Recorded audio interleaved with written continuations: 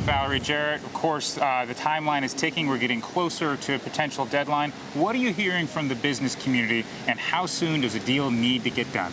Well, we're hearing an enormous amount of concern from the business community. In fact, particularly the retail community. The thought of having to go through this all over again at the end of the year, just as they're gearing up for the holiday season, would be devastating to their business. And so all day long I've been fielding calls, and what they're asking for is some longer-term stability. Let's have a plan in place with some certainty, 18 months, 2 years. Let's make it as big as possible, but with balance, and let's compromise now. What we're going through right now is causing enormous disruption around the marketplace, around the world. All eyes are on the United States. We need to act and act responsibly before it's too late. Have you done any modeling on how many percentages off GDP, something like that, could shave off?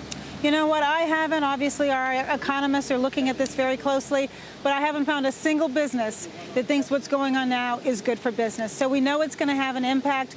We know a short-term solution is going to have a terrible, chilling impact on job creation, and that has to be our first priority as the economy. And so we need a longer-term solution. And let's face it, the Republicans have been saying for a long time, let's get serious about bringing down the deficit.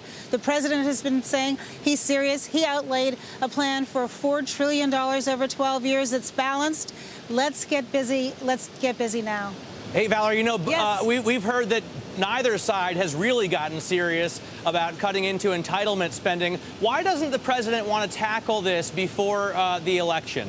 Well, he's happy to tackle this, and as he said repeatedly over the last several weeks, he's looking for entitlement reform. He's looking for bringing down and doing spending cuts. He's also looking for closing loopholes, making our system fairer to the average person who's out there. But it's got to be more than $4 trillion over a decade, right? I mean, that's not a real cut out of the runaway entitlement spending that we're seeing.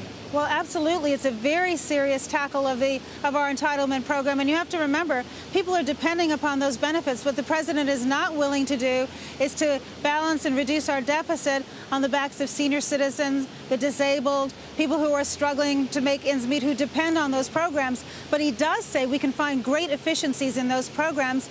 And the plan that he outlined just as recently as just a few weeks ago, when he was working so closely with Speaker Boehner, would do just that. So we can do this, and we can do it now. And we're hoping that after the vote tonight, we know it's dead on arrival in the Senate, and then perhaps cooler heads will prevail. We can get down to business and have a real meaningful compromise. Valerie, let's go back to those spending cuts. It's Carol Massar in New York. I mean, you talk about greater efficiencies, and I know we don't want to cut back on those senior citizens, but I mean, don't we kind of need to do everything, tackle everything within those entitlement programs? I mean, can you guys be more specific on where you want to see cuts? Because at this point, from what we're hearing from most assessments, that we've got to really kind of hit everything, that everything has got to be pared back at this point if we really want to seriously tackle this fiscal situation so that we're not revisiting it again in 2 years, in 4 years, in 6 years. Well, Carol, as the president has said, he is very serious about tackling these issues, but he believes it should be shared sacrifice. We can't just ask the senior citizens, for example, to make sacrifices when we're not asking anything of the very wealthy people who are paying oftentimes a much lower rate than the people who work in their own offices. So the president is very interested in having a serious conversation. The plan that he put on the table is very serious in terms of tackling it. We can do this, and we can do it now. Valerie, an administration official told our Peter Cook that in the event of a default, bondholders will get paid first. Is that going to be a tough argument for the president to make, that the Chinese will get paid and that Social Security recipients will miss their checks? Well, I know you haven't heard that from the person who counts, and that's the Secretary of Treasury.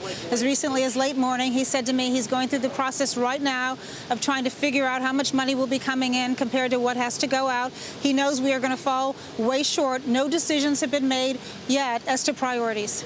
Okay, but in terms of priorities, that's something that the White House is clearly looking at. When are they going to inform everyone on just who? Well, it's premature right now. As I said, the Secretary of Treasury is going through the process right now. As we get closer to the date, he will unveil his decision making. But what's most important is that all of our energy is trying to tackle this issue right now and coming up with a compromise.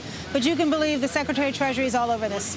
Okay, well, there you heard it. We'll be hearing from Treasury Secretary Geithner as we get closer to the day.